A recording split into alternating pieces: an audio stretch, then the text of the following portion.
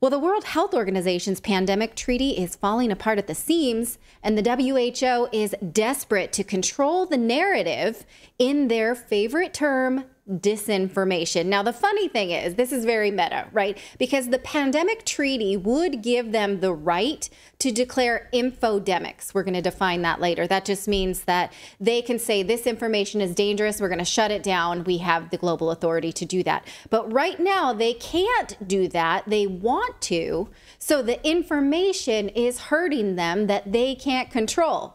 You see what I'm saying here? So here are reports that the WHO head, Dr. Tedros, is very worried about the lack of progress on the pandemic treaty, which he blames on, quote, a torrent of fake news, lies, and conspiracy theories, or maybe actual information about the pandemic treaty itself, because we've laid out how worrying it is. And I'm going to do that again, because we cannot let this out of our sights. So just hold on for a second. But first, I want to show you how world leaders are starting to reject it. Like this guy, this is Robert Fico, the new prime minister of Slovakia, who recently said that Slovakia absolutely will not be joining any pandemic treaty. Thank you very much. Že smer Slovenská sociálna demokracia nebude podporovať posilnenie právomocí Svetovej zdravotníckej organizácie na úkor suverénnych štátov pri riadení boja proti pandémiám. Yay, look, they're all applauding. They don't want that. Že takýto nezmysel mohli vymyslieť len nenažraté farmaceutické firmy, ktoré začali vnímať odpor niektorých vlád proti povinnej vakcinácii. Podľa ústavy Slovenskej republiky sa na platnosť takýchto medzinárodných dohôd v prospech Svetovej zdravotníckej organizácie vyžaduje súhlas Národnej rady Slovenskej republiky. A ja neverím, že suverénne slovenské politické strany takýto súhlas vyslovia. Smer a jeho poslanci určite nie. So hey, in Slovakia, they have a say if they want in on this or not. Americans don't right now. British people don't. They're kind of talking about it, but we really don't. In New Zealand, the new Deputy Prime Minister, Ron Winston Peters, spoke out about this last May in 2023. He posted this. He said the people in New Zealand would be highly concerned that the WHO proposes to effectively take control of independent decision-making away from sovereign countries and place control with the Director General. He called this globalism gone mad. So, hey, in New Zealand, you too get a say. He says that they must first put it forward to a national interest test. That's more than most of us get. And again, this is what Dr. Tedros is calling dishonest speech. Last year on November on X, he posted this, repeating all of these falsehoods as the clock ticks away. He says we find ourselves in a time where fake news, lies, conspiracy theories, and disinformation are rampant. He says these people are saying fake things. They're saying the WHO will impose lockdowns or vaccine mandates on countries. And he says this doesn't grant the WHO any such authority, and he really wants it to happen. Well, this is a lie, and I don't know why this didn't get community noted, because it says in their documents exactly those things, that they can do those things. So I don't know why he's allowed to say it, but let's go over it again, because we need to just keep it in our minds that they do, in fact, say that. Here is the version of the draft that was released just in 2023. See the word binding? Okay, he lied to us. It's binding. What binding powers do they want? Well, they're still defining it. This is based on the draft that is still in draft. They have not, the things that I have highlighted here are the things that I think are potentially problematic. They use the word potential a lot. They use the word One Health surveillance, infodemic, which we're going to get to in a second, interpandemic, which is like baby pandemic inside of a pandemic that's pregnant, maybe, with another pandemic. I don't know. They also don't know what recovery means. So they're just not sure when we're ever out of a pandemic either. They're just leaving that open to define for themselves. Now, because we don't know what they mean by infodemic and they haven't defined it yet in the treaty, we have to look in other WHO documents to look how they define infodemic. So we found this on their website. They say an infodemic is the overabundance of information, accurate or not, which makes it difficult for individuals to adopt behaviors that will protect their health and the health of their families and communities. So too much information is harming us. Whether it's true or not, even true information can constitute an infodemic, which is a form of a pandemic. Whatever happened to information is power? No, not for them. Well, information is power for us, not for them. A lack of information for us is power for them. So, yeah, exactly. Yeah. So and it's amazing because though you know that people like YouTube, they're still going to be oppressing people. They're still going to be like shutting things down. So this is like such a 1984 Orwellian thing where the truth itself can be a lie as long as they believe it. Yes. So you never have any idea what you're allowed to do and what you're not to do because just coming out with the truth, they can still stop you. Yeah, it's like what Costanza said on Seinfeld. Jerry, remember when George told him this, it's not a lie if you believe it. Right. Like, yeah. He wanted to know his secret. They can just define things as an infodemic. That's true, but if you believe it, it hurts our ability to control you. So we think you shouldn't be able to say that. So again, how will they possibly root out these infodemics? They say, again, these are all their documents I'm showing you. None of this is my interpretation, but I highlighted it. Here is what they say they need to do.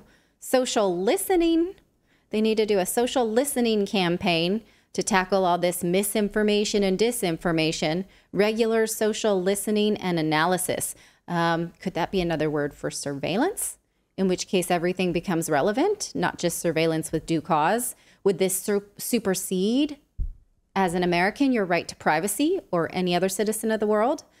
Also, this worries me. This is the thing that gives me a stomachache equal to all the rest, is this right to redistribute all of society if it thinks there is a risk for a pandemic. It says here, the parties will identify and integrate into relevant pandemic prevention and preparedness plans interventions that address the drivers of the emergence and reemergence of disease at the human-animal-environment interface, including but not limited to climate change, land use change, wildlife trade, desertification, and antimicrobial resistance. So they could claim that any type of land is either causing climate change or has the potential to give you a disease and change it. Like, yes, you like eating apples, but we're taking all the apple farms away. Yes, you like eating pigs, but no pigs for you, right? Literally anything, and redistribute wealth and resources. The WHO does say that they take state sovereignty into consideration. It's not that they honor it, they just consider it. But to that end, the WHO changed their international health regulations back in May of 2023. This is sort of like a document beneath a document. This is not part of the pandemic treaty, but they changed sort of the membership rules in preparation for that. And look at this. This document was changed last year. So these edits go into effect with the pandemic treaty. And you can already see where it's going based on this right here. They have just crossed out the word binding. Like our recommendations, standing and temporary, it doesn't mean non-binding anymore. We're just going to get rid of that. It's just, come on, that's a problematic word. And it does not, none of these powers only kick in when we're in a pandemic. It kicks in whenever they feel like we should be preparing for a pandemic. Take a look at this. It gives us regulations to protect and prepare, right? Make sure that we're resilient. So the underlying text here is not, with only the red is what I did. The dark is what they're proposing, the black underlines. So do we need to give them more power? Here's the graphic I made last year, February 2023, and I stand by it. Here's all the things that they want to grab with this CA plus pandemic preparedness. And again, our biggest problem is that we don't need it. The WHO did a terrible job with the COVID-19 pandemic, and we as humans got through it, so we don't need to give them power to do another terrible job that they neither prevented nor solved the COVID-19 pandemic. So they don't get more from this. but they're taking these powers under the auspices of emergency. I've shown you this before, and I will do it again. Herbert Hoover's warning to us about the kind of people or organizations that grab power under the guise of emergency. Every collectivist revolution rides in on a Trojan horse of emergency. It was the tactic of Lenin, Hitler, Mussolini. In the collectivist sweep over a dozen minor countries of Europe, it was the cry of men striving to get on horseback. An emergency became the justification of the subsequent steps.